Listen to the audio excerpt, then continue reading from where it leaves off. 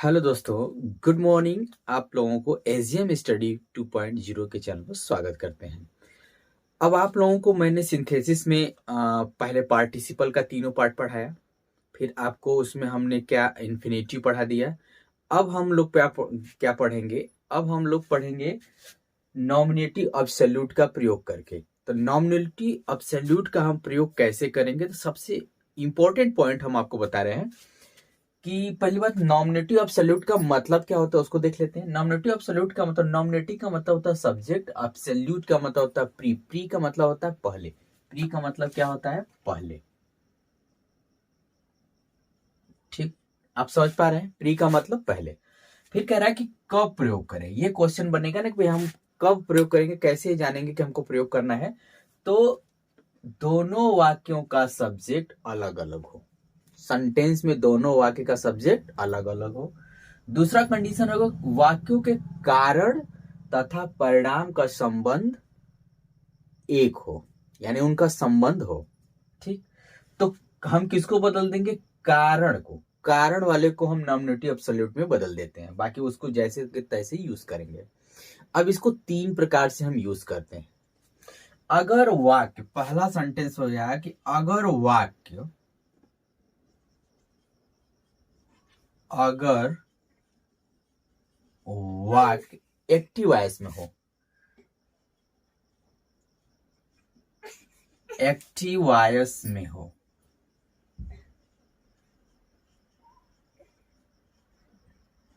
तब हम क्या करेंगे? तब का रूल लिख रहे हैं, यहां पे हो जाएगा सब्जेक्ट, उसके बाद आपको क्या यूज करना पड़ेगा? हैविंग, उसके बाद वर्ब ऑफ थर्ड फॉर्म, उसके बाद यहाँ पे दूसरा हो जाएगा जो सेंटेंस रहेगा हम उसको लिख देंगे, कॉमा देकर सेंटेंस लिख देंगे, जो सेंटेंस रहेगा हम उसको, क्योंकि हमको बदलना किसको है? जो हमारा मतलब कारण बताए। फल वाले को तो बदलना ही नहीं, यानी परिणाम वाले को बदलना ही नहीं है।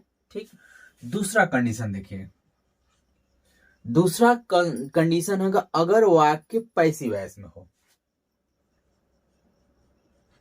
अगर वाक्य पैसिव वॉइस में हो, पैसिव वॉइस में हो, तो क्या करना है? सब्जेक्ट तो लगाएंगे ही, यहाँ पे आप सब्जेक्ट लगा लेंगे। उसके बाद आप हैविंग भी लगाएंगे। क्या? हैविंग। तो हैविंग भी लगा लेते हैं। उसके बाद आपको बीन लगाना पड़ेगा, plus verb of third form लगाना पड़ेगा, प्लस कॉमा दे देंगे यहाँ पे, उसके बाद सेंटेंस लिख देंगे। क्लियर हो गया आपको?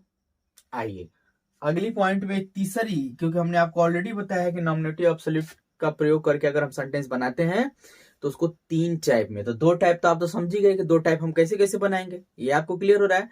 अब तीसरे टाइप में आएंगे जब बी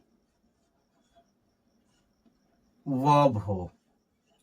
बी वर्ब क्या हो ऑलरेडी मैं पहली वीडियो में बता चुका हूं, पहली दूसरी में। तो अगर आपको ना समझ में आया तो यहां पे हम क्या लिखेंगे? बी वर्ब होता है इज, एम, आर, और उसके बाद हो जाएगा वॉज, वर। ठीक है, इस वाले सेंटेंस को हम किस में बदल देंगे? विंग। हम प्लस नहीं लिख रहे हैं, इसका मतलब यह रहा है कि जब ये सेंटेंस आ जाएगा तो आप यहां पे क्या लगा देंगे? बी, बींग लगा देंगे। ठीक, इज, एम, आर, वाज, वर के साथ बींग लगा देंगे। अब इसके साथ जो वर्ब होगा, ये देखिए यही मेन आपकी चीजें हैं, क्योंकि ये चीजें आपको कोई बताता नहीं है। तो इसके साथ जो वर्ब होगा हम वही वर्ब यूज करेंगे। तो हम यहाँ पे सेम एज यूज कर दे रहे हैं, सेम एज। सेंटेंस में जैसा वर्ब होगा वो यूज करेंगे, वर्ब नहीं होगा तो जो लिखा रहेगा हम उसको यूज करेंगे। अगर इज, एम, आर, वाज के साथ वर्ब में आईएनजी रहेगा तो बीइंग के साथ भी वर्ब में आईएनजी लगाएंगे। अगर इज, एम, आर, वाज के साथ अगर ये थर्ड फॉर्म रहेगा तो अब जाहिर सी बात है कि थर्ड फॉर्म रहेगा तो पैसिव वॉइस में चला जाएगा। अगर इज, एम, आर के साथ कोई एडजेक्टिव या और कुछ होगा तो हम उसको उसी तरह रख देंगे। अब हम सेंटेंस की तरफ चलते हैं, हालांकि हमको इरेज करना पड़ेगा।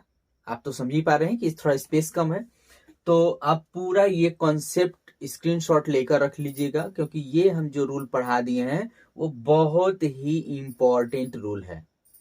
आपको समझ पा रहे हैं?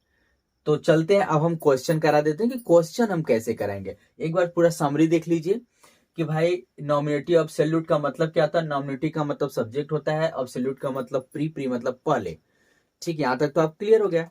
अब क्या कह रहा है कि कब प्रयोग करें तो दोनों वाक्यों का सब्जेक्ट अलग अलग हो। फिर कह रहा है कि वाक्यों के कारण तथा परिणाम में संबंध हो। तीसरी कंडीशन, यानी दो कंडीशन रहेगा तब हम इसको नॉमिनेटिव एब्सोल्यूट में मतलब बदल देंगे। अब कह रहा है कि कैसे भाई प्रयोग करें, तो इसको 3 रूल है। पहला है कि जब वाक्य एक्टिव वॉइस में तो subject plus having plus verb of third form plus sentence जैसा रहेगा वैसे लगा देंगे कॉमा देकर। अगर पैसिव वॉइस में होगा तो हैविंग के साथ बीन लगाएंगे, वर्ब ऑफ थर्ड फॉर्म फिर वो हम लगा देंगे सेंटेंस में इसी तरह। अगर verb is am are was were हो तो उसको इस is am are was were को किस में बदल देंगे, बीइंग में बदलेंगे, और उसके बाद सेम सेंटेंस लगाएगा वैसे ही यूज करेंगे। हम 1-2 एग्जांपल करा देते हैं ताकि आपको एकदम कन्फर्म हो जाएगा और एकदम इजीली तरीके से आप बोर्ड के एग्जाम में अगर आए तो आप उसे कर सकते हैं। ठीक है, देखते हैं क्वेश्चन को देखते हैं कि देखिए कैसे करने हैं। तीनों का एग्जाम्पल्स है और आप उस एग्जाम्पल की मदद से कर सकते हैं। ठीक है, तो पहले हम करना सिखाते हैं। पहले कंडीशन क्या था? कंडीशन ये था कि दोनों का सब्जेक्ट अलग अलग होना चाहिए। तो पहले सेंटेंस में सब्जेक्ट क्या है, द सन, और दूसरे वाले सेंटेंस में द स्टार्स। सब्जेक्ट अलग अलग है, ये तो आप समझ गए कि यानी सब्जेक्ट हमारा क्या है, अलग अलग है। तो हम इसको नॉमिनेटिव एब्सोल्यूट में तो यूज करके प्रयोग कर सकते हैं। अब आते हैं दूसरी कंडीशन क्या थी। दूसरी कंडीशन ये थी कि भाई कारण और परिणाम का संबंध हो। तो देख लेते हैं, सही बात है, कारण और परिणाम का संबंध है कि नहीं। द सन सेट, सूर्य छुप गया। The stars came up in the sky, सूर्य छुपा तभी ना स्टार्स आसमान में दिखाई दिए। यानी दोनों का कारण और संबंध समझ में आ रहा है और सब्जेक्ट भी अलग अलग है। तो हमने आपको क्या बोला था कि रूल भी लिखवाया था कि पहले सब्जेक्ट, तो सब्जेक्ट क्या है, द सन, द सन। ठीक है, सन,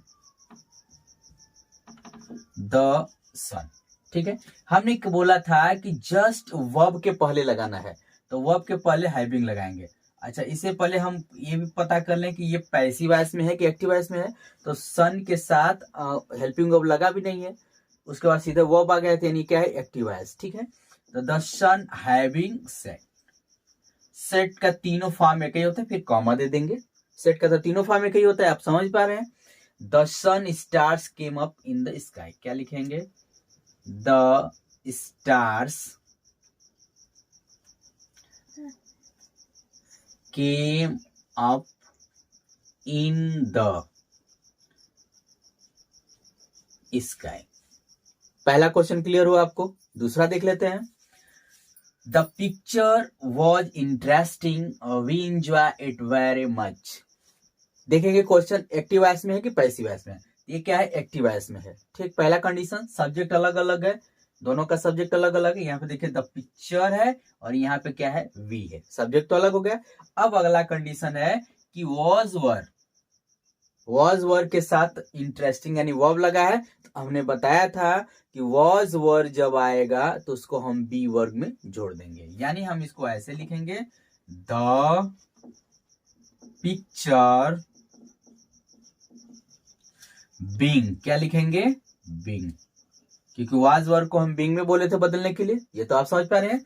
फिर कह रहा है इंटरेस्टिंग, ये जो जिस फॉर्म में रहेगा उसी फॉर्म में लिखेंगे, इंटरेस्टिंग।